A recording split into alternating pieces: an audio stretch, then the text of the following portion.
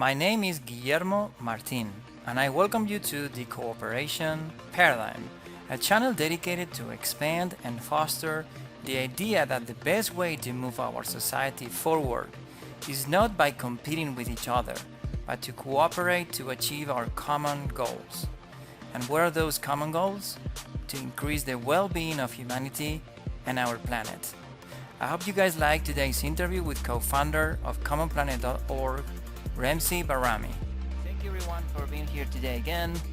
It's my pleasure to have today on the call Remzi Bajrami. Sorry, hopefully I pronounced that well.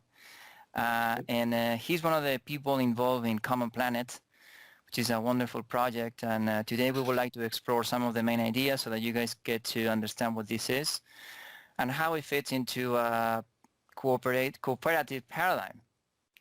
So without further ado, Remzi, thank you for being on the call. And if you don't mind, just maybe you can introduce yourself a little bit, tell us your story, how do you come to Common Planet? Oh, sure. Well, I'm 46 years old. I was born in Yugoslavia, which doesn't exist anymore. I'm Albanian. I moved to the United States when I was 5 years old. Grew up in the East Coast in Connecticut. Spent most of my life there. And moved out here to where I am now in Oregon. Went to college out here. Went back to Connecticut. Got a job. Got a lot of different jobs, but mostly in finance. Worked in the market. Worked as a financial planner. Worked in insurance sales, which I'm doing right now.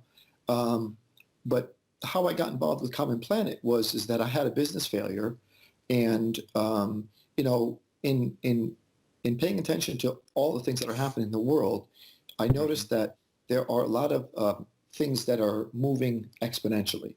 And so I got scared in that what it seemed to me was that we're heading towards either some type of economic crash, which is beginning to happen now, obviously, or obviously ecological collapse, which is, bad. And so, I figured, okay, what are the causes of this? So I began to do some research. My daughter, inspired us and me and my wife to do some research on finding solutions because, we are constantly reading information and seeing about all the problems in the world, but there isn't as much of a focus on what are the underlying solutions and or specifically what is the core problem that is the root cause of most of these problems. And so, in doing the research, it led us to investigate mostly the financial system because that's what I'm mostly expert in. In any event, we asked the right questions. One of the first questions we asked was it possible to remove labor as an expense from the enterprises? So the current equation of economics says that for the majority of the people in the world, for the majority of the people in the game, the main way for us to earn money, which you need in order to live, is to work. And so, we said, well, is it possible to remove labor as something that a master, an owner, the employer, the employer gets to decide and control how much you earn, when you work, how you work, etc. So, and the answer is we can. We can do that today because we have digital technology that can handle trust in ledgers. What that means is that we don't have to trust individuals to keep records. We trust the open ledger to keep records. And because it's digital and open, we can trust it in any event. So that means that we can create labor directly as a payment, when you earn it. So that means that we can create money when you work, when you earn it, rather than creating money like we do today via banks and via debt. So instead of allowing banks to decide where to invest in terms of extraction of resources and extraction of value from the production process, we're saying, no, let's invest directly in humans and let's see what they're able to come up with. Make sure that every human has enough currency to be able to, sustain themselves. But while we're investing in each human as a, UBI and direct money creation as labor, they're able to collaborate and work together and create value for themselves, their community, and their world, rather than trying to invest the currency as debt that needs to then be paid back. It's just a different equation of the way that the money flows.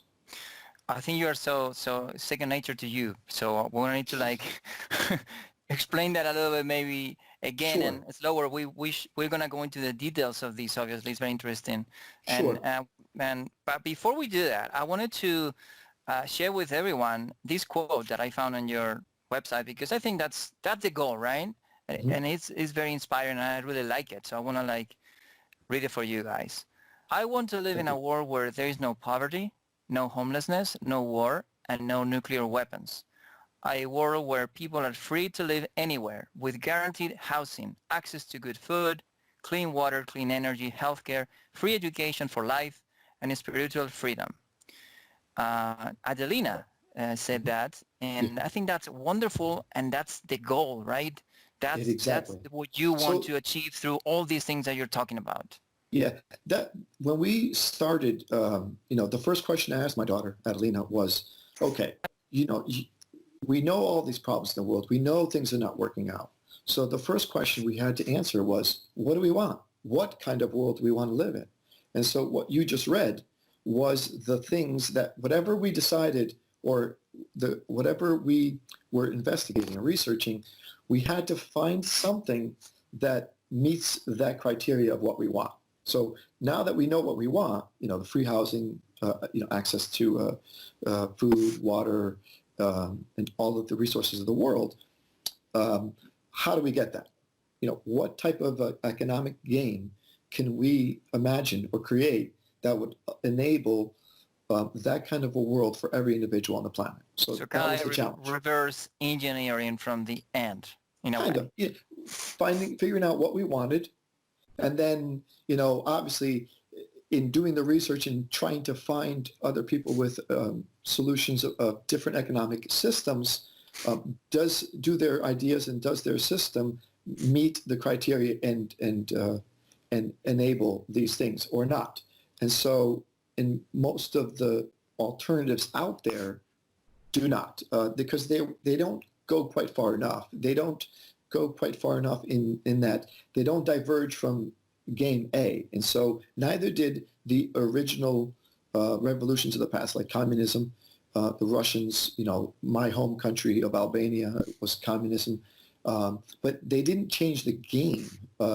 They merely changed the owners. They merely changed who are the decision makers, who are the employers, the masters. You still have, ruler. You still have masters.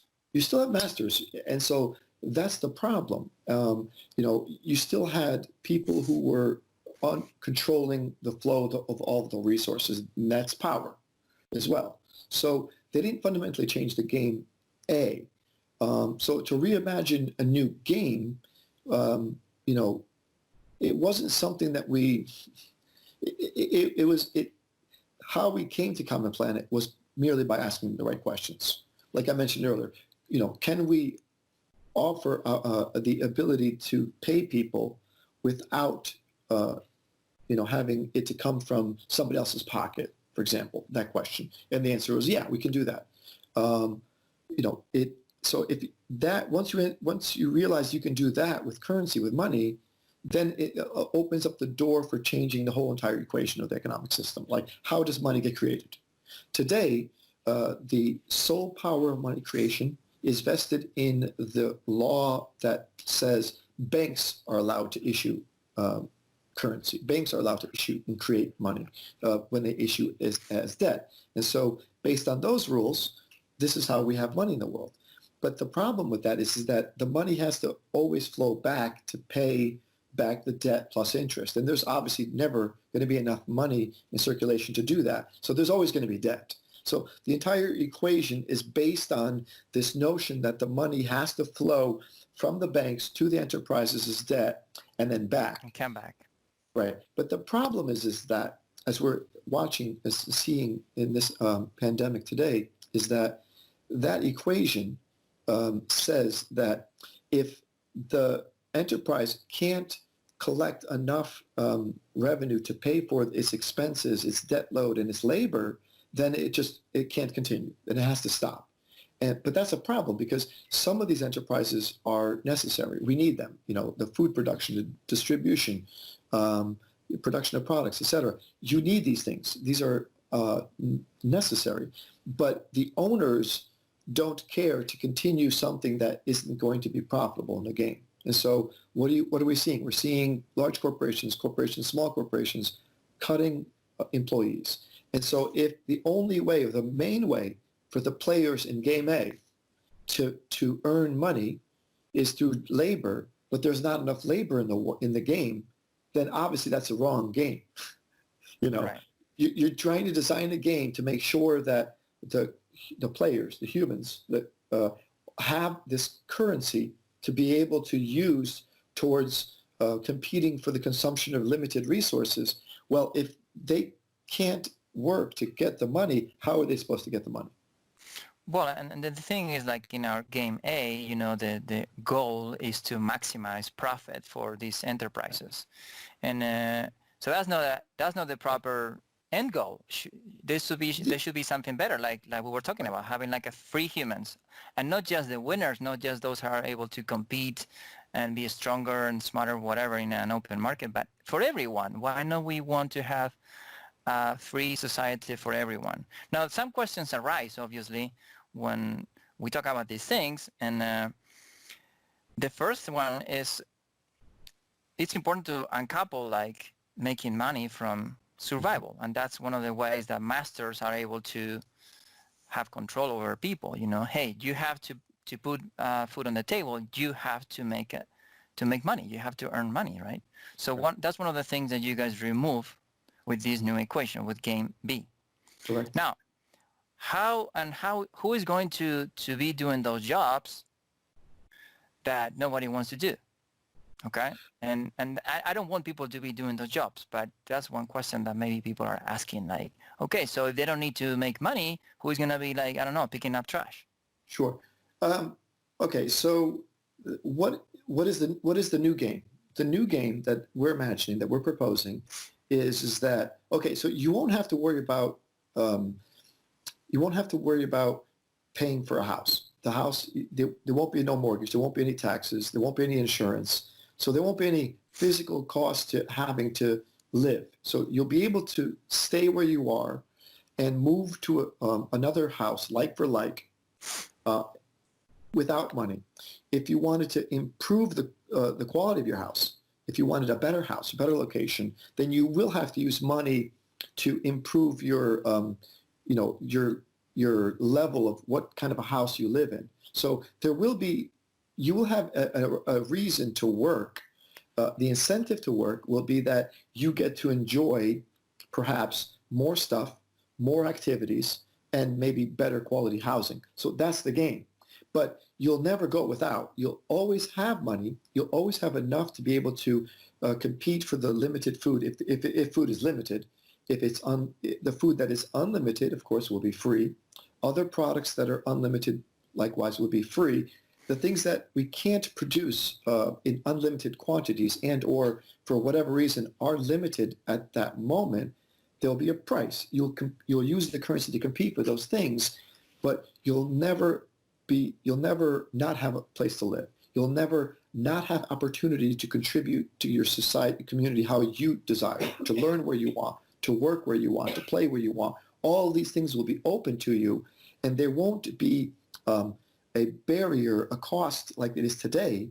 As a matter of fact, you'll be earning money to participate in these things because that's valuable to yourself and to the community. So every time you learn, you play, or you work, you're creating value.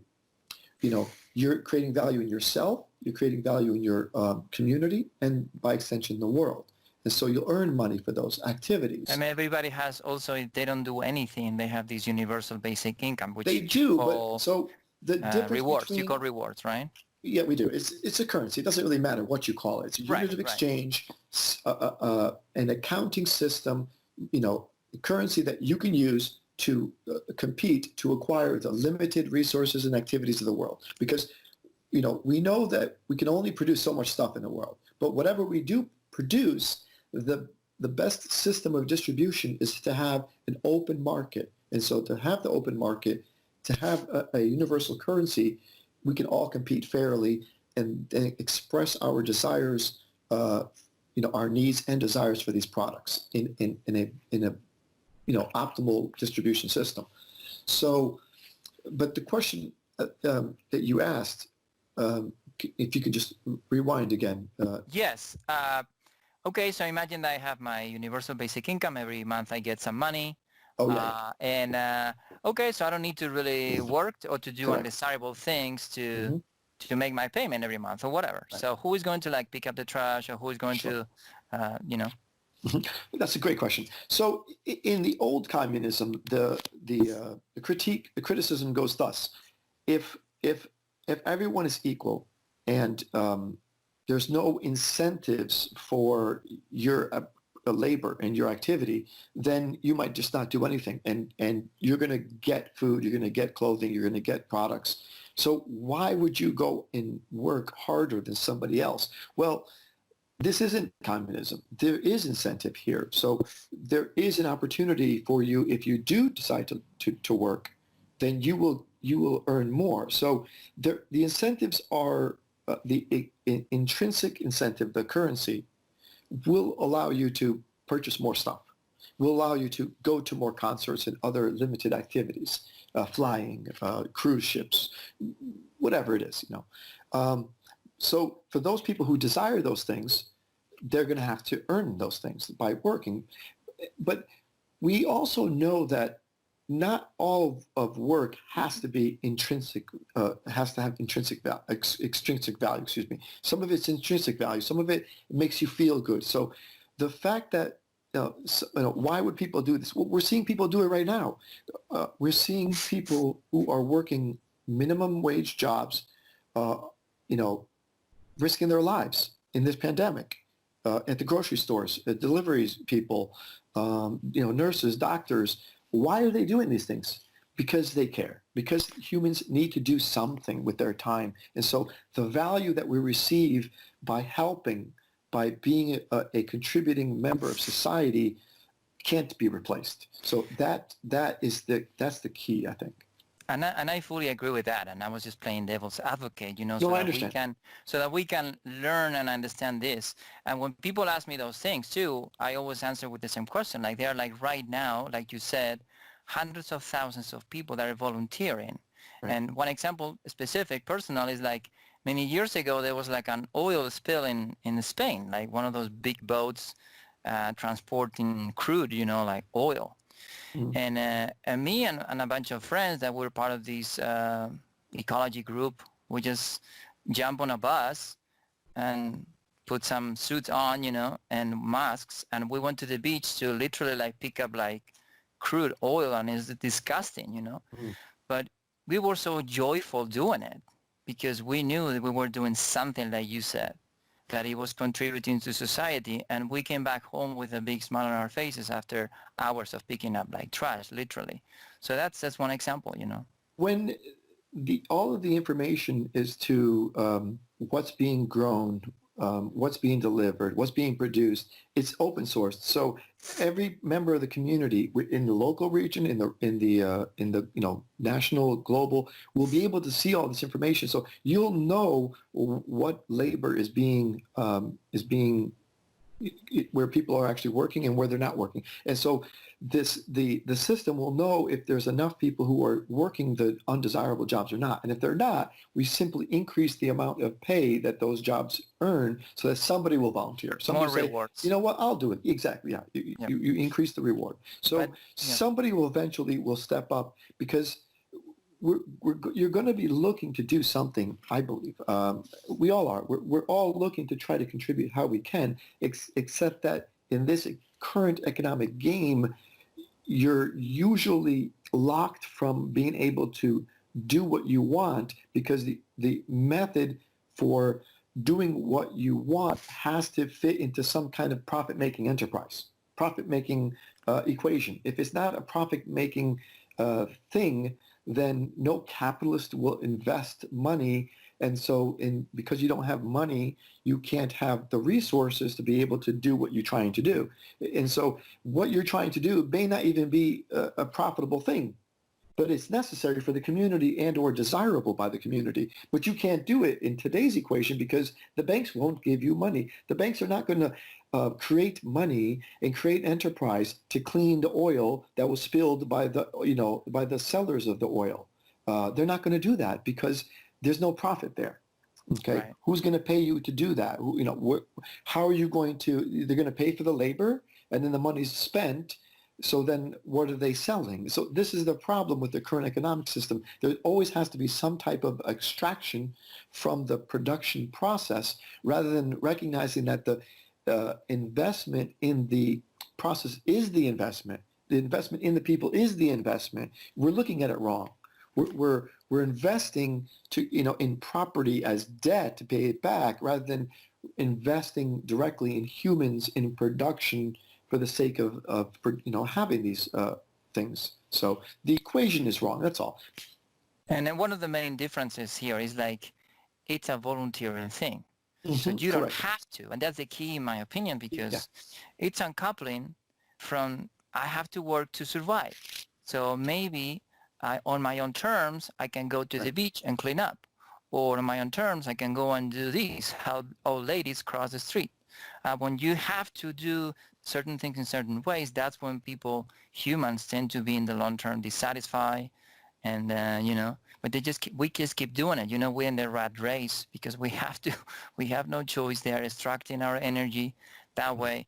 So I think So that the key point here, the universal basic income or some kind of thing like that, where everybody is like now taken care of for the basics, and then from then let's on talk you have about the the reward, UBI, right? if you don't mind. Let's talk Yes, about the universal basic income please. for a moment because it's a popular topic right now. I don't know if you heard Pope Francis this weekend, but today actually, gave his Easter sermon or whatever, and he mentioned universal basic income, that it looks like the world may need that. Now, in this existing equation, okay, the problem with universal basic income in the way that we're using currency today is that we have this currency that is, imagine money, okay, as if it was a gold coin, because it is, okay, even though the money exists on a digital ledger, on some computer screen someplace, it actually represents gold coins in that sense that it's physical. I can literally take my numbers on that screen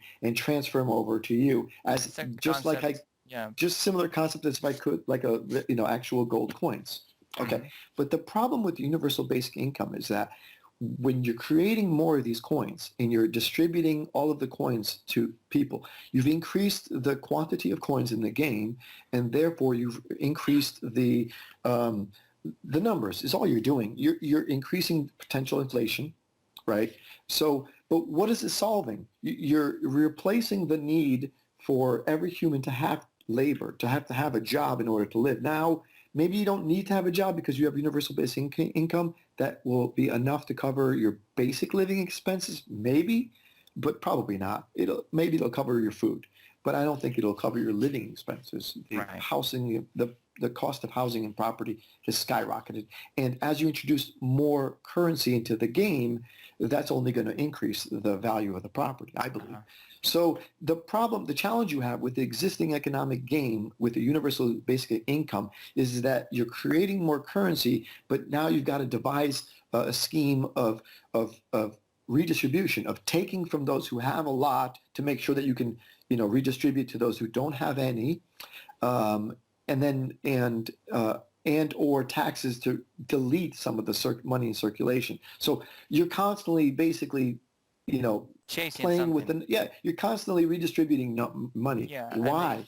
there would be inflation, so eventually your income wouldn't be Right. enough, So the so difference between the currency that we're proposing and what exists today is that in our system, instead of money being circulatory and property and created and flowing forever and never disappearing and prone to loss, theft, or coercion or corruption, in ours money is created digitally. It's just a unit of exchange. It's not physical. It can't be transferred from one person to another. And this is the best part, when you use it in the market to buy something or to pay for a service or an activity, it deletes. So it gets created, Can we it gets create two deleted. examples? Let's just create two examples, if you don't mind, so Yeah. that we see these more tangibly. So Sure. let's say I have my monthly rewards, Mhm. just to cover my basics. Now I want to work at something. I want to go to teach some kids Spanish or Yeah. something. What's going to happen there? Sure. So you've made an agreement somewhere to work at some building, some classroom. You schedule that classroom. It's free. It doesn't have any cost. The community owns the building. It already exists. All of this is open source. So you guys as a community have already agreed that Guillermo is going to teach these group of students, and they've registered for this time period every day, whatever, for 5 days a week for the next 6 months.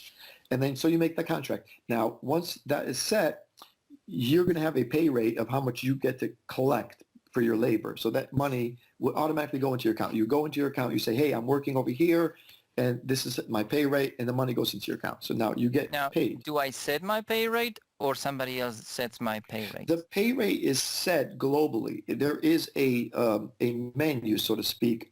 Your pay rate will be a function based on a combination of factors, but mostly based on experience. So, for example, if you just started teaching Spanish, your pay rate will be lower. But the more hours and the more years that you teach Spanish, and the better you become at it, then your pay rate will increase because you're now more experienced and you're better at it. So the value is higher. Okay? And what do you say to a person that says, hey, but why do I have to have like a ceiling? Why cannot like create this amazing marketing where I sell myself and somebody might be able to pay me even more? Well, no one's paying you. First of all, you're collecting the value that you're creating directly because we as a society now say, hey, you know what? This activity is valuable, so anyone who does it can collect, is worthy of reward. And so you're collecting the reward that's available to anyone. You just happen to be volunteering and collecting it. So anyone could have done it, but you chose to do it.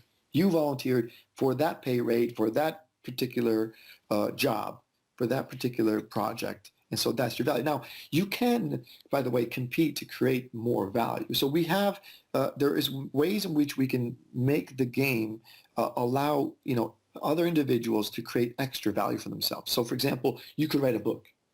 And if that book becomes very popular and a lot of people consume it and rate it highly, you would then collect more money because you created extra value outside of not just the time that you spent writing the book, which you would also collect value from, but also because the book itself turned out to be very popular. It's a bestseller. So somebody reads, I millions get of more people like read of it. these credits. Correct. Because millions of people read the book and millions of people learned from it and gained some kind of a value from it, you get extra bonus. You get extra money, a reward just for you because you did something above and beyond, normal sort of. Is there like a maximum amount of like coins or rewards that you can get, or? There can be. One of the discussions we had with our group was that, yeah, there probably should be. So our idea was, cap it out like 10 million. After a certain point, there will be some individuals in society who, for whatever reason, do create a lot of value and do may earn a lot of bonus, right? And so, but needless to say, how much money will you need in this new game?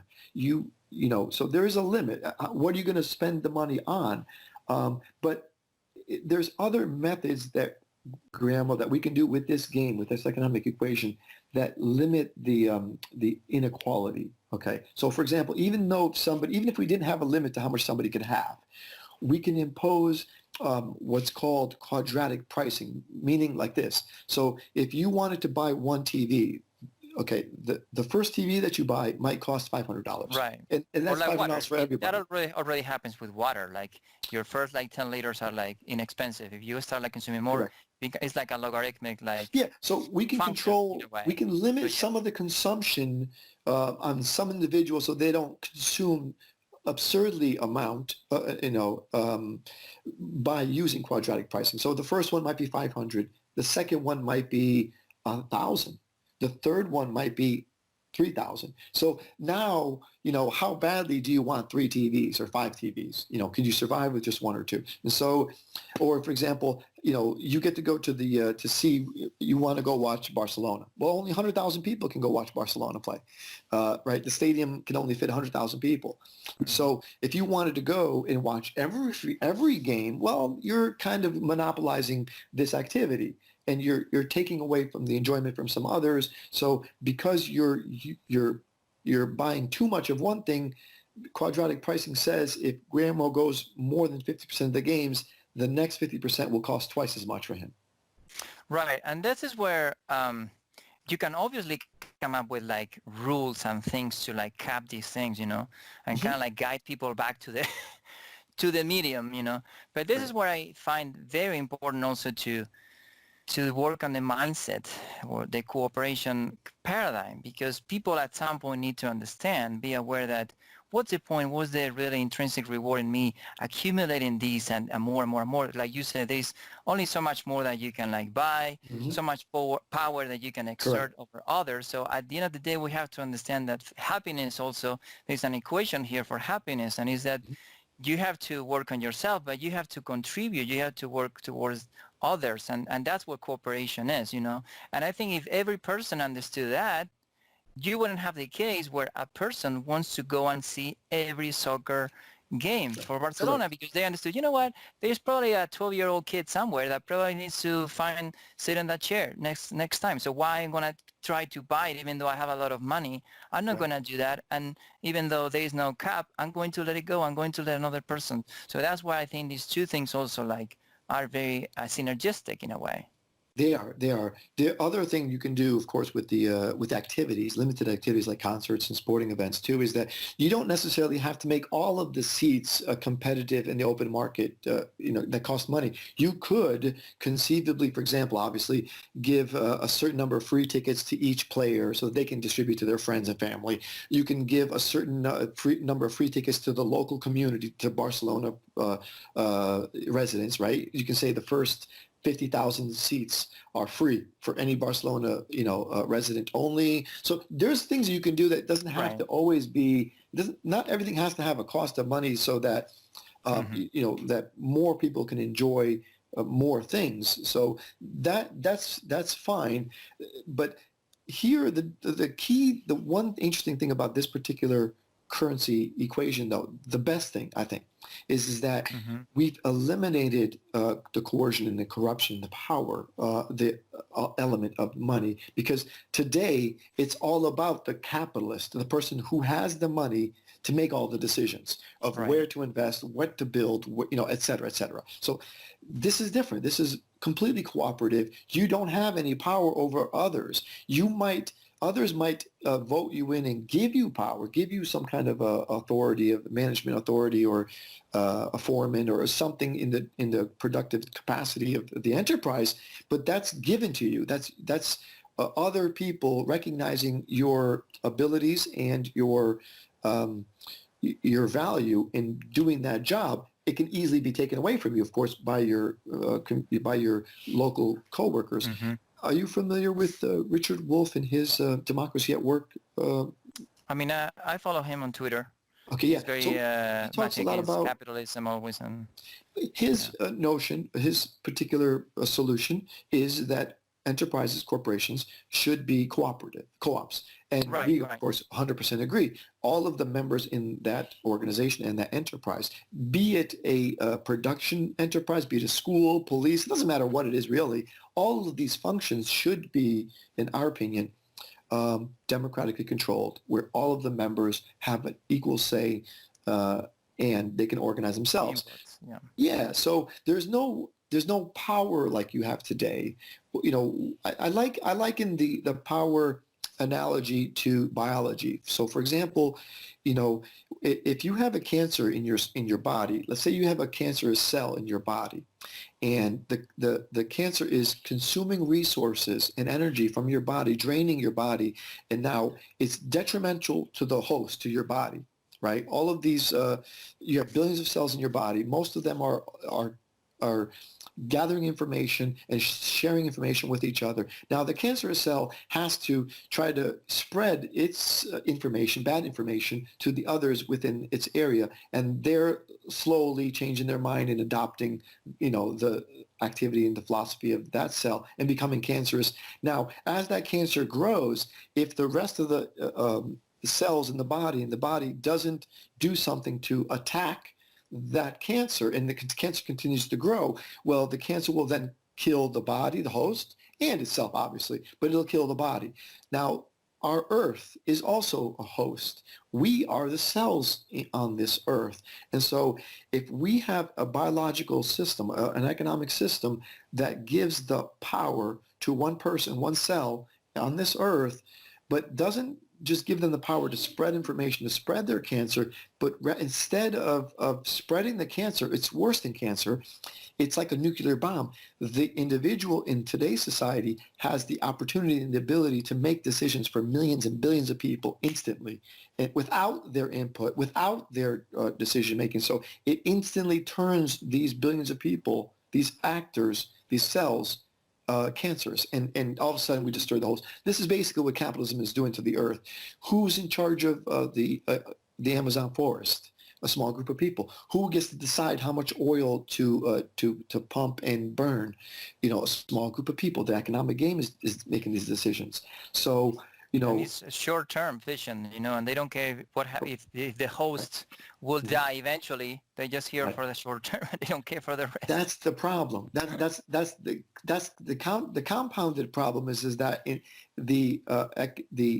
that analogy that I'm using is actually worse, because at least the cells in our body, are not going to die before our body. Well, they do, but anyway, the point here is that we want a distributed information open system rather than a closed, concentrated, power economic game that we have today. So how many trees we should cut in the Amazon forest? A lot more people need to be talking and voting about that, instead of it being, well, it's going to benefit these group of people because they're going to make a profit, so let them do it. That's not a good program.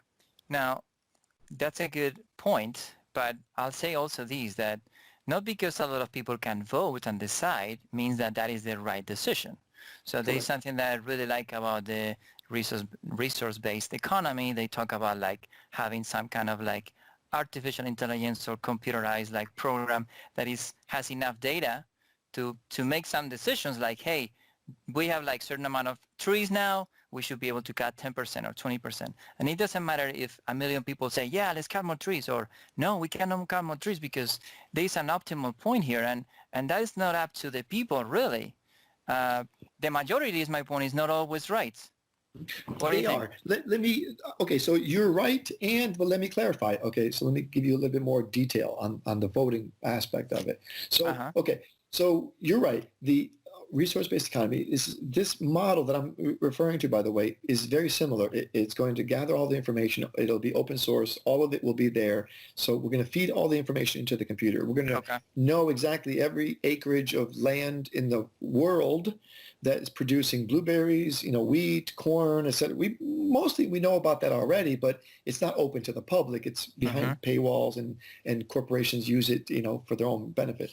But anyway, so let's talk about the rainforest for a moment. Okay, so or oil. We could say we have scientists. We have a lot of smart people who are studying these things now. And so we can allow voting to say, okay, how much oil should we extract this year? This is how much we extracted last year. How much should we extract this year? And so the decision how much we should extract should be open, I think, to everybody who wants to vote. Obviously, the scientists and the people who are more knowledgeable, their vote may carry more weight, or it may count more. I don't know. But the point is that once the decision is made on how much oil is going to be pumped that year, then that's it. That decision is made as a global consensus, because that's the best decision to be made. Now, where it gets pumped, it becomes again, it's not that simple, but it's also not that complex, because nobody is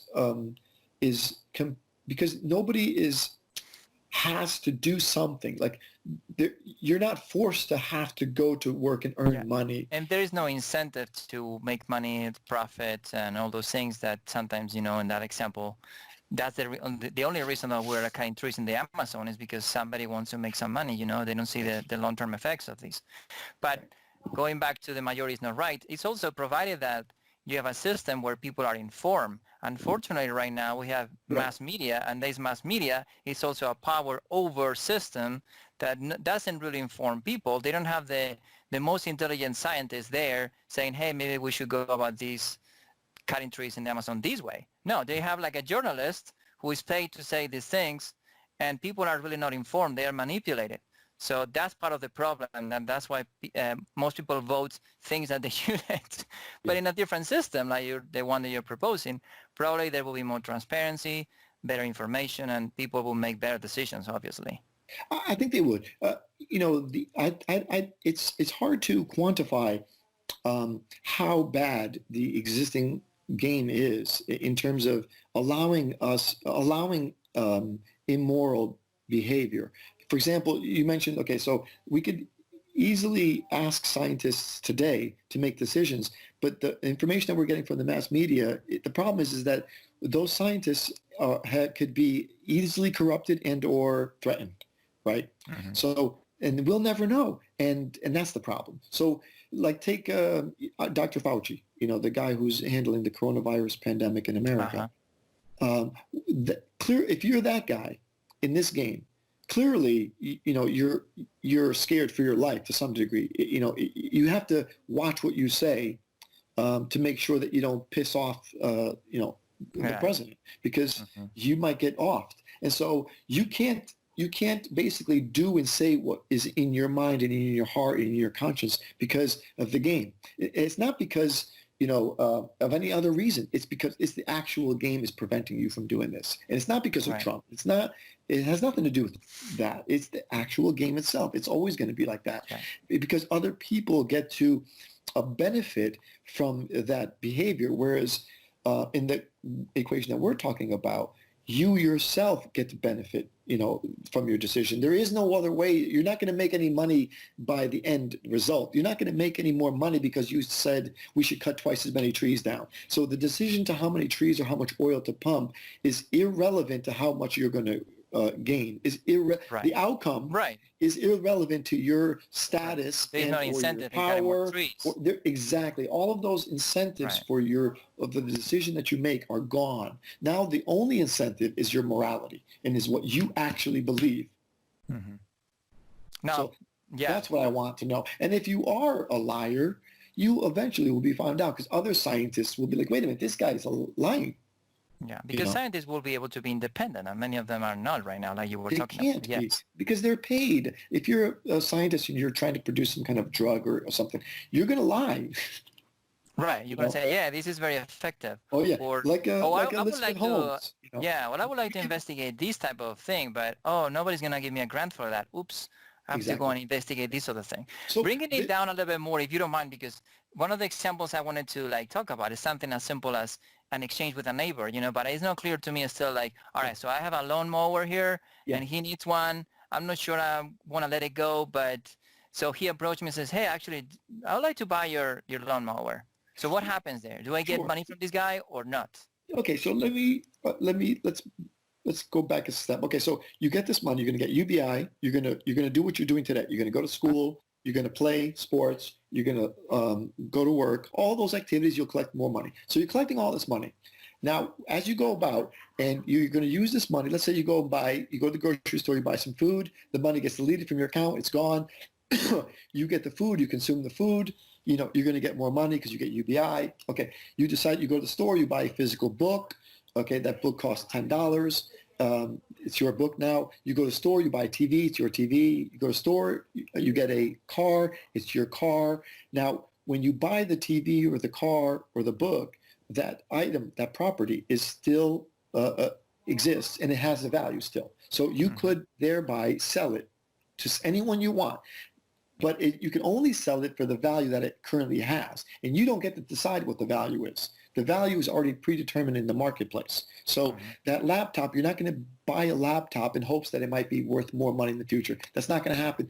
You'll never be able to sell that laptop for more than you paid for it. That'll never happen. Which is The value, ridiculous. How many people are doing this, yeah, buying we don't, something cheap from that's China not, to just flip it there's, like to somebody else? there is no benefit to society for No, none, none. for somebody trying to choose a laptop for value appreciation or a car for value appreciation. That's not the game anymore. The way you create value now is you go out there and you do something. You learn, you play, you work.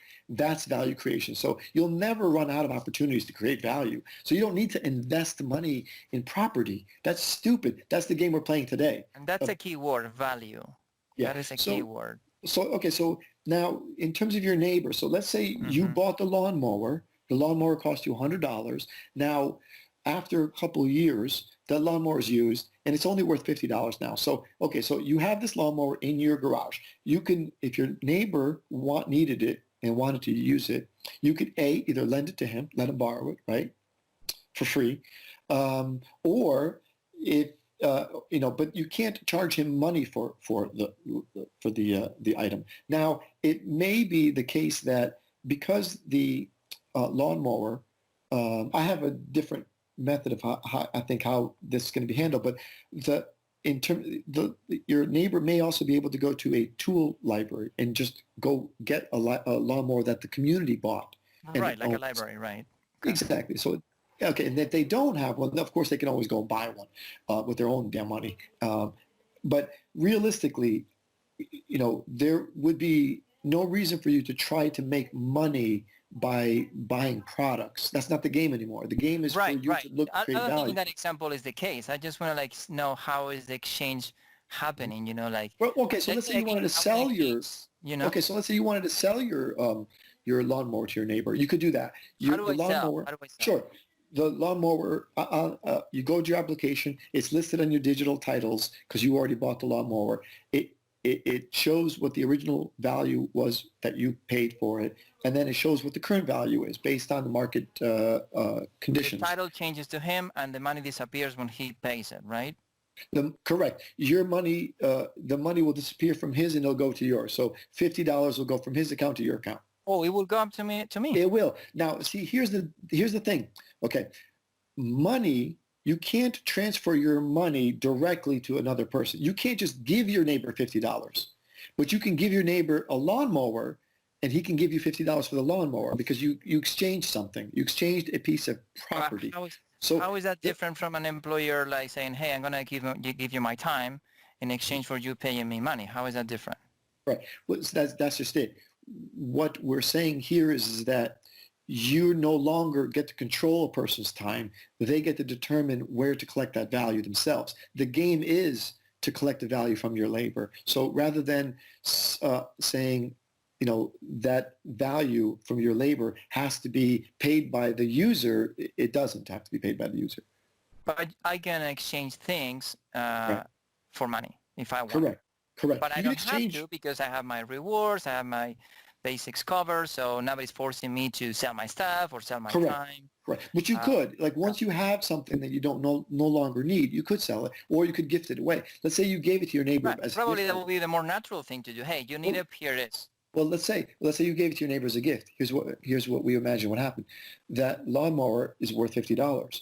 You just gave it to your neighbor. So now because you gifted your neighbor of that lawnmower $50, that lawnmower on his title, it'll show that he got it for free. The value of that lawnmower now is $0. So he can't sell it.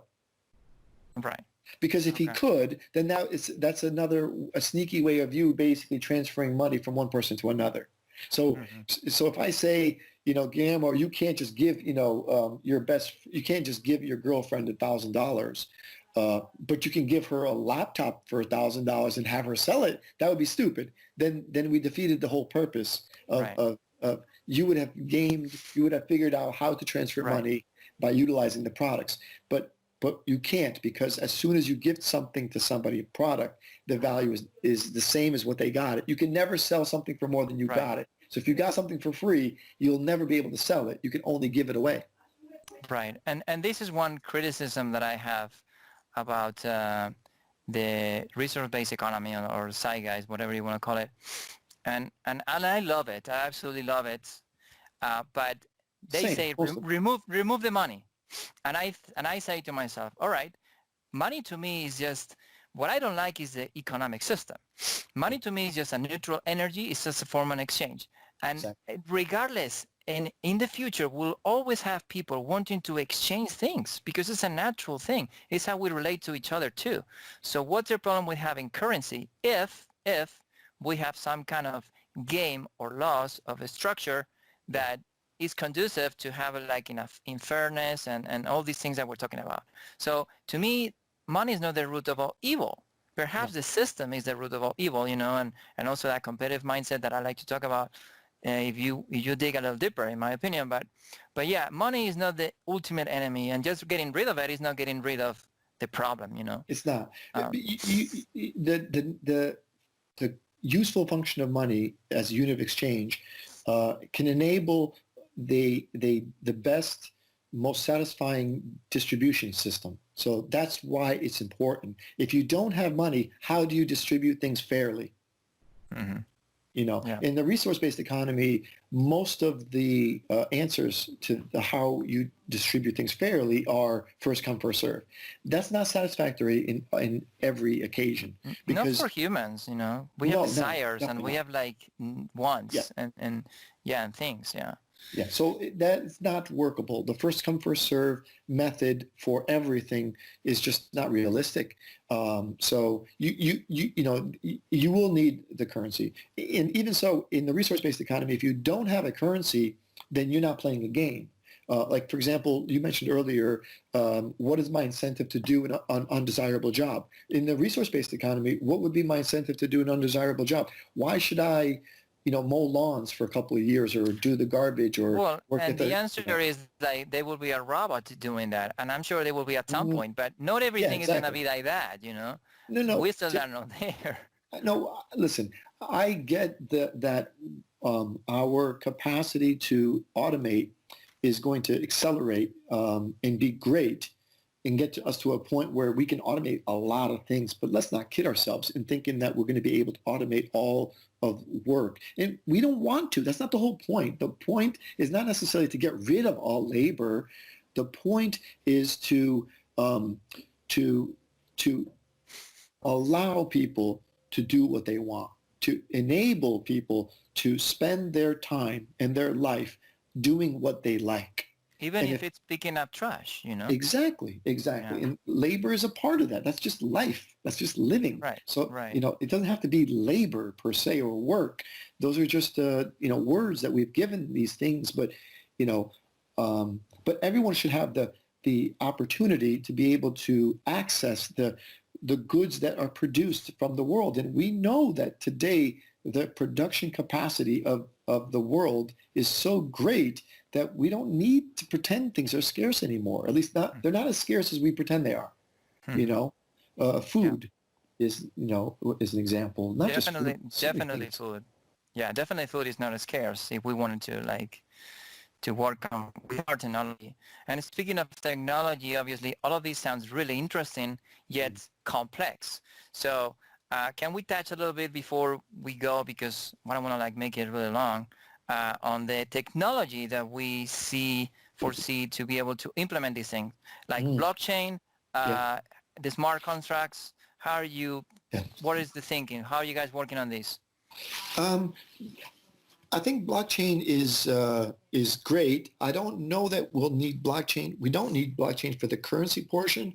Blockchain may be useful in a lot of the supply chain um, areas, but it's not necessary. Holochain, I think, is the one of the better tools. So that I think is going to be more where the open source data, management and information protocols are handled through Holochain. So Holochain is probably the application that's going to handle most of the stuff.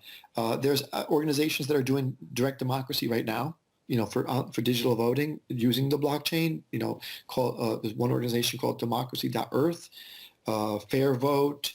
I think they're out where you live, and there's numerous others. But And then in terms of the currency portion, the currency that I'm proposing is no different really than a traditional local exchange trading system, a LETS system. And so I'm essentially proposing a very basic ledger, one ledger, one account per person in terms of the reward currency. And then on the currency for the enterprises and for the governments is the same, but I call it the credit currency, and then another account for that, and that's it. And so the ledger's easy. It's easy to back up. Imagine having one bank account. It'll be impossible for you not to be able to keep track of that. So you're saying that I'm gonna need to give up all my secret accounts in Switzerland? Is that what you're saying? That's another damning indictment, I think, of the existing system. How can you have a game where this currency, the money, is the most powerful tool, but then you don't have a clear accounting of who has how much and how much exists? Doesn't make any sense. How could you have secret accounts? Doesn't make any sense. And you tell me this is a fair game? I don't get it. How? No, I don't think anybody believes it's a fair game anymore. No, they don't. Not in 2020. Yeah. No, they don't. But many people do believe that there is no alternative, though. True. That is true. So, and they're wrong. And there wasn't an alternative, even, I mean, socialism is the alternative. What I'm proposing can most closely be defined as socialism, of course. The only major tweak that we made, of course, is neutering and limiting the features of currency. Today the features of currency are more than just a unit of exchange. It's a physical piece of property. It's a commodity. It's a store of value. It's all these other things as well. And so that's unnecessary. It doesn't need to be a super powerful tool like the way it is. And I like the way you put it in the beginning, because many people will think, oh, this is socialism or communism. Right. But like you said, when we have like capitalism, we have some masters. These masters are the corporations. When we have communism or socialism, we have other different masters, the government. But it still is like in that relationship, and what we're trying to do is something different, where there is those masters controlling and having power over us. Right. I mean, look, if you consider my city of Portland, Oregon, right now, if we wanted to do something, we wanted to build, we wanted to utilize an old building that's not being used right now and grow indoor vegetables, right? The cost to doing something like that is so minimal. We're talking about acquiring maybe, only thousands of bulbs of a fluorescent bulb or whatever they are, to be able to grow the vegetables. The building's already there. It's empty. It's not even being used right now. But because of the capitalist system, we have to come up with capital to either pay the rent or buy the building before we can even use it. Then we have to pay the labor. And then we have to, the limitations, everything is prevented from us. Our capacity to do what we want for our community is restricted because of the money, because of the money game. We can't utilize the resources that we have that exist. It boggles the mind, Yes. So by changing the economic equation and saying, no, you go and figure out what kind of enterprise you want to do. And if you can find other people who also want to do that thing, join you doing that thing with you, all of you guys will automatically collect money. It will not be an expense that you have to try to extract from somewhere else. 100% you'll be able to do it. So if our city of Portland decided that we should grow more of our local, more food locally, we could do that very quickly, very cheaply, without any problems. But you can't do that in today's capitalist system because, first of all, the banks probably don't want to, necessarily invest in you because then they might be destroying some of their other, profit-making enterprises in the production chain somewhere else, and so they won't invest in you. In any event, so by by changing the value equation from one in which having to own resources and control property so that you can extract the value, we're saying, nope, we're going to create value directly in humans and see how humans can utilize, they'll use the currency to compete for the property and the resources, but they'll be competing to create value rather than to extract value.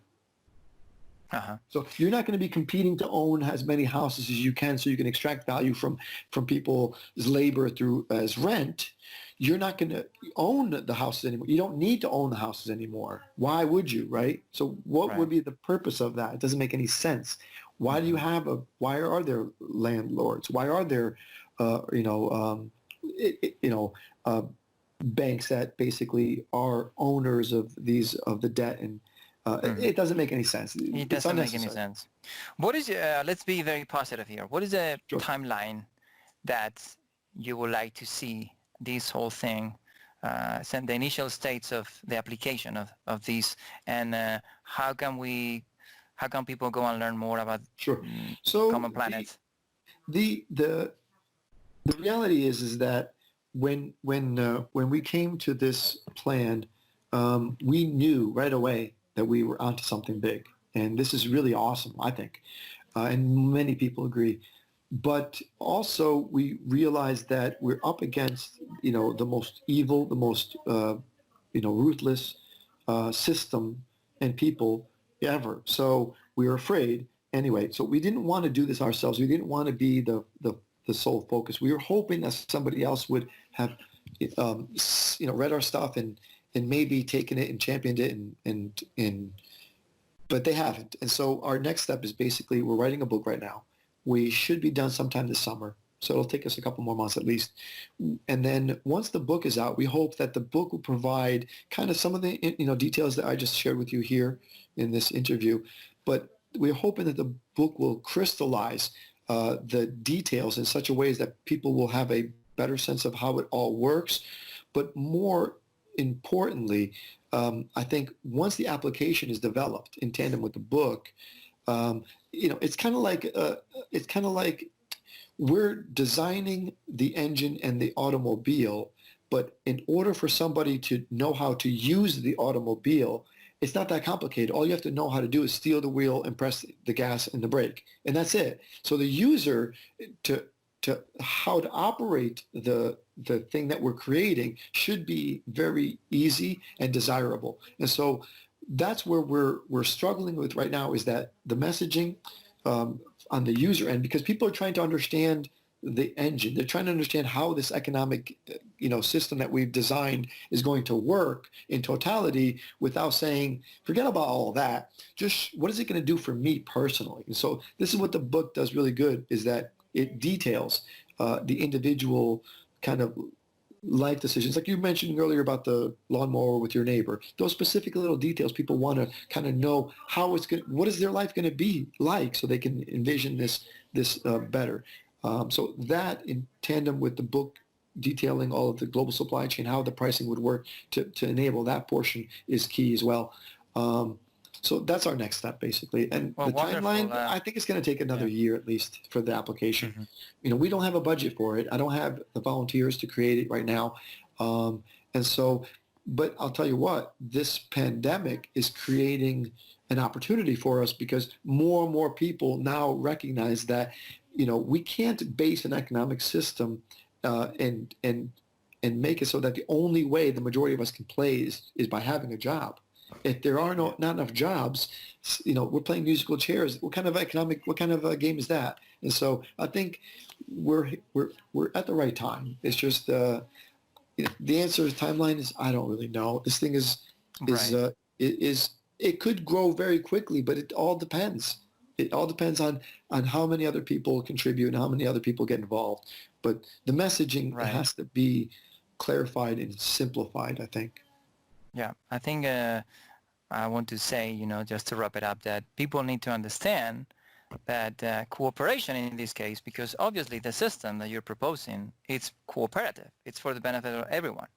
It's always better. So when people realize, like you said, what is in it for me, and they realize that, this is not just a kind thing. It's not a nice thing. It's just better for me too. Right. Then you just, you really get people's attention. And like you said, this is a wonderful time to recognize that we live in such a fragile system. So it's a wake-up call, and it's a great opportunity. So Remzi, I just wanted to thank you for the time today and for the work that you guys have done, which is a lot, I know. And hopefully more people will join. So to visit you guys, it's commonplanet.org, or can you make sure like the right website? Sure, it's common-planet. Common-planet.org. You can also do a search for it as well. We have Twitter, Facebook. Yeah, you're on Twitter. Yeah. So I will leave the links on the description of the video. That'd be so great. that people just can click on it. And wonderful. Sure. Well, thank you and so I'm much open again, to, Remzi. to personal conversations like we're doing here as well with anyone. If they have any personal questions or they want to send an email, or they can easily contact us for sure. And I apologize for not having put all of, the information online, but, we were afraid kind of. Uh-huh. Yeah, don't release all your cards yet. Right. Well, no, we haven't. We definitely didn't. We released the information slowly. It's complex, but it's simple. I'd like to leave the viewers with just this one idea. Again, let's go back, circle from the beginning. So the main difference between what we're asking or looking to do is that we want to change the way in which you earn and you work. So that money is created when you earn it, when you do something, rather than it being an expense. So that's the fundamental beginning of the equation, is the money is created when you earn it, through play, through work, through learning. That's where the value is. The value, we know that property's value, but instead of playing the game of who can own the property and extract the value from it, we're playing the game of who can create the value by utilizing the property. So instead of extracting value, we're going to create value and invest in humans. So that's basically the flip that we'd like to make. And with that final thought, we end the conversation today. I hope you enjoyed it. We would like to hear your comments and questions below. We're trying to accomplish something huge, which is to change the paradigm. So subscribe and share this message if it resonates with you. And don't forget to cooperate on.